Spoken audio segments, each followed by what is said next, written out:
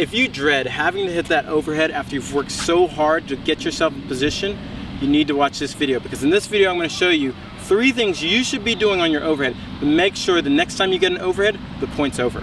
So stay tuned.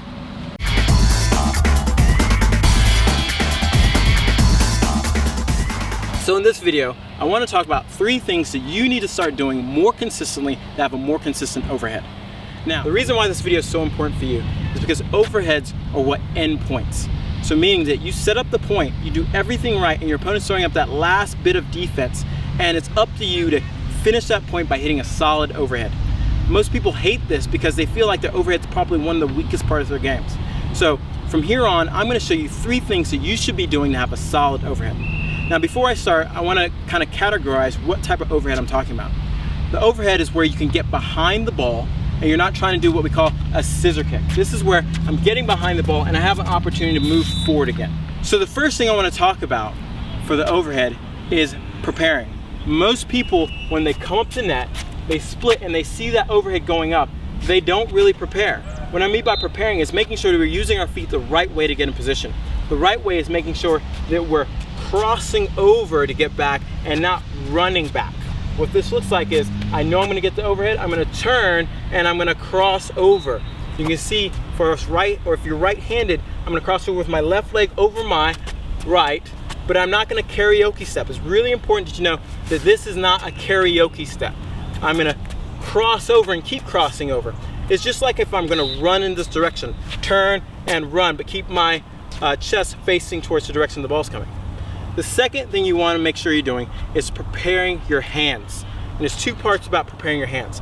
You want to track the ball with your left hand. So as you see that you're coming up, you split step, you're starting to prepare, that ball starts to go up. You track the ball using your left hand. The other thing is you want to get that racket up with the right hand. I almost talk about, think of it as if you ever sit in the mirror and you like flex, show the guns off, you're going to do the same position here. Okay, it's very important. The reason I said that is that you get your elbow up, especially on your hitting arm. Most players struggle with the overhead because their elbow's too low. And what that does is when we start to swing and bring the racket around, they can't fully extend, and what happens is the contact's too close to the body. When the elbow's up, now I can drop that racket and reach up to contact. So make sure, again, we come in, we split, we're preparing by crossing over, and we're getting that racket up with the elbow up. Now the final thing that I think is so important is, even though it's called an overhead, you're not really hitting the ball over your head. You're hitting the ball over your hitting arm's shoulder. So the reason why we want to track that ball is we want to use our left hand to track the ball on the right side of my body. So I'm over here. I'm not tracking the ball here. So as I split and I turn, you can see how my hand is on the right side of my body tracking the ball, okay? So we're going to put all these things together and show you exactly what you should look like when you're hitting that overhead. Okay, so like I said, in this demo I'm going to show you exactly what to do. I'm going to come up, split, turn, prepare my hands, get the elbow up, and make sure that I'm tracking the ball and getting back under it. The last thing I didn't really mention, but when we're hitting that overhead, we want to see if we can transfer that weight forward. It's just like you see a baseball pitcher or a quarterback. They get back in position if you're a quarterback, and then you launch the ball forward. A baseball pitcher is launching and transferring that weight forward. You want to see if you can get in that position when you're hitting the overhead. Okay, so I'm going to come up, I'm going to split, boom, I'm going to get the overhead, rack it up.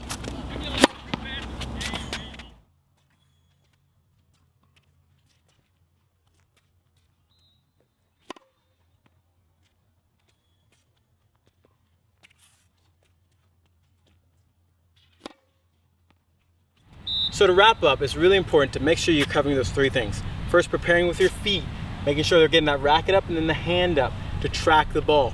And third, getting behind the ball. Think of yourself as a football quarterback where you're going back, boom, and then we're going to throw the ball, getting your weight to transition back into the court. So if you like this video, give me a thumbs up.